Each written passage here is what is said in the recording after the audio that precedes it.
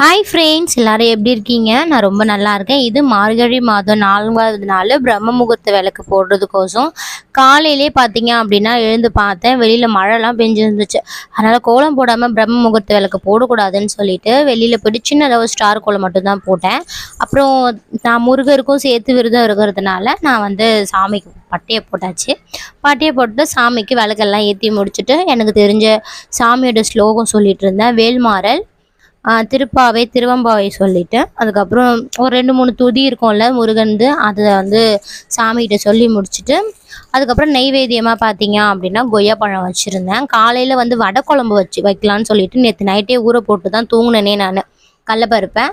அதனால் வடை குழம்பு வைக்க போகிறேன். வடை குழம்பு எப்படி வைக்கணும் அப்படின்னா, நார்மலாக நம்ம காரக்குழம்பு வைப்போம்ல அதே மாதிரி தான். நம்ம காரக்குழம்புல காய்க்கு பதிலாக இந்த வடையை எடுத்து லாஸ்ட்டாக நம்ம கொதிச்சு முடித்து ஸ்டவ் ஆஃப் பண்ண சொல்ல அந்த டைமில் இந்த வடை எடுத்து போட்டோம் அப்படின்னா நல்லா சூப்பராக இருக்கும். ட்ரை பண்ணி பாருங்கள். அப்புறம் மாவு வேறு காலி ஆயிடுச்சு. அதனால் ரேஷன் அரிசி தான் எடுத்திருக்கேன். எங்கள் வீட்டில் ரேஷன் அரிசியில் தான் இட்லி மாவு அரைப்போம். புழுங்கல் அரிசியும் பச்சை அரிசியும் எடுத்திருக்கேன்.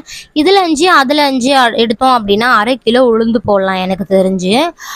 நீங்கள் பார்த்தீங்க அப்படின்னா புழுங்கல் அரிசி எக்ஸ்ட்ரா ஒரு கிளாஸ் அந்த மாதிரி போடலாம். எப்படி சொல்கிறேன் அப்படின்னா, இது பார்த்தீங்க அப்படின்னா 5 கிளாஸ் சொன்னேன் இல்லையா, இதில் 3 கிளாஸ் பச்சரிசி போட்டுட்டு மிச்சம் 7 கிளாஸ் புழுங்கல் அரிசி போட்டு அரைச்சோம் அப்படின்னா இன்னும் கொஞ்சம் நல்லாவே வரும்.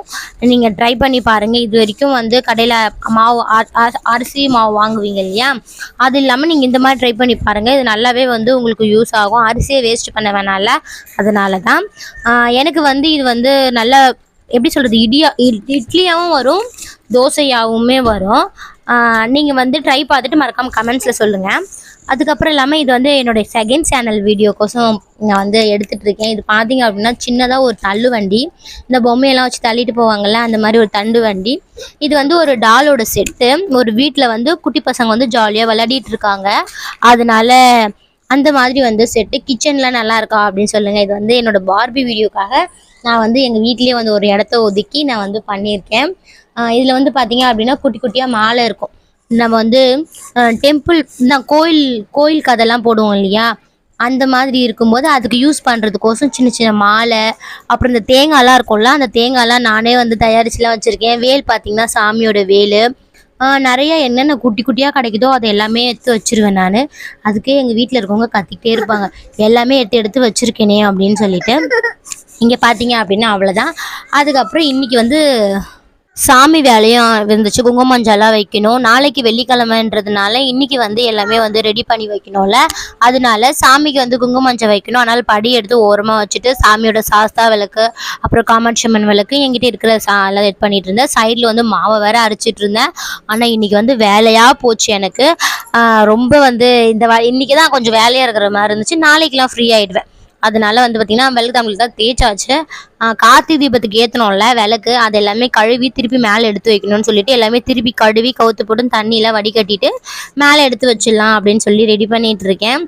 ஏன்னா அது அடிக்கடி எடுக்க மாட்டோம்ல, அடுத்த வருஷம் தான் எடுப்போம். அது நல்லா அப்படியே விட்டுட்டோம்னா ஒரு மாதிரி பிசு பிசுன்னு ஆகிடும். அதனால தான் அந்த மாதிரி பண்ணோம் அப்படின்னா அதெல்லாம் இல்லாமல் நீட்டாக இருக்கும். சைடில் மாவும் அரைச்சிட்டு இருக்கேன். அப்படியே வேலை போயிட்டே இருக்குது. அந்த மாவு பார்த்தீங்க அப்படின்னா உளுந்து நல்லா இந்த மாதிரி வரும். அதுக்கு பார்த்தீங்கன்னா நல்லா கையில் எடுத்தாலே ஒரு பந்து மாதிரி வரும். அதுக்கு நம்ம என்ன பண்ணோம் அப்படின்னா, ஐஸ் வாட்டரில் ஃப்ரிட்ஜில் ஐஸ் வாட்டர் வச்சுட்டு அதில் இப்போ உளுந்துக்கு மட்டும் ஊற்றுங்க. உளுந்துக்கு மட்டும் ஊற்றணும் அப்படின்னா நல்லா மாவே நல்லா புஃப்னு வர மாதிரி வரும். ட்ரை பண்ணி பாருங்கள். அதுக்குன்னே நல்லா ஜில்லுன்னு ஐஸ் வாட்டர் வைப்பேன் நான். மாவு பண்ணனாலே பார்த்தீங்க அப்படின்னா எவ்வளோ வந்திருக்கு பாருங்களேன். அரை கிலோ உளுந்தான் எடுத்தேன். அதுக்கே குண்டால பாதி வந்துருச்சு. ஆனால் நீங்கள் அந்த மாதிரி ட்ரை பண்ணி பாருங்கள். அது மட்டும் இல்லாமல் சிலிண்டர் வேறு வந்துச்சு. அதை வேறு எடுத்து போட்டு திருப்பி அதை எடுத்து அதில் குட்டு அப்போ ஒரு வழி ஆகிட்டேன். பூ வாங்கிட்டு வந்திருந்தேன் சாமிக்கு போடுறதுக்கோசம். ஆல்ரெடி இருந்த பூ ஒரு பாக்கெட் சாமந்தி, அதுக்கப்புறம் வேறு வாங்கிட்டு வர வந்திருந்தேன். சாமந்தி பார்த்தீங்கன்னா 30 ரூபா கொடுத்து வாங்கிட்டு வந்தேன். இந்த ரோஜா பூ இருக்குல்ல, அது பார்த்திங்கன்னா 20 ரூபா கொடுத்து வாங்கிட்டு வந்திருந்தேன். சரி, ரெண்டுமே போட்டால் தான் சாமிக்கு நல்லா இருக்குமே அப்படின்னு சொல்லிட்டு ஆல்ரெடி இருக்கிற பழைய பூவை ஃபஸ்ட்டு கட்டி போட்டுடலாம், அதுக்கப்புறம் மாற்றி மாற்றி போடுறது கரெக்டாக இருக்கும் அப்படின்னு சொல்லிட்டு பார்த்துட்ருக்கேன். பூவில் பார்த்தீங்க அப்படின்னா இந்த காம்பு இருக்கும்ல, அந்த காம்பை பார்க்குறதுக்கு பூ ரொம்ப சூப்பராக இருக்கும். அந்த காம்பு வச்சு பார்க்குறதுக்கு எல்லா பூவுமே எனக்கு ரொம்ப பிடிக்கும். அதுக்கப்புறம் சாமிக்கு எப்பயுமே ஒரே மாதிரி அரிசி மாவுல கோலம் போட்டுட்டு இருந்தோமா, சரி கலர் கோலம் போட்டு பார்க்கலாம் அப்படின்னு சொல்லிட்டு சின்னதாக ஒரு அழகாக 2 பக்கமும் வந்து லோட்டஸ் வச்சு நடுவில் ஒரு பூ வச்ச மாதிரி ஒரு கோலம் போட்டிருக்கேன். நல்லா இருக்கா அப்படின்னு பார்த்து சொல்லுங்கள். எனக்கு ரொம்பவே பிடிச்சிருந்துச்சு. கொஞ்சம் டிஃப்ரெண்ட்டாக இருக்குமே அப்படின்னு சொல்லிட்டு அப்புறம் இன்னொன்று சொல்ல மறந்துட்டேன்.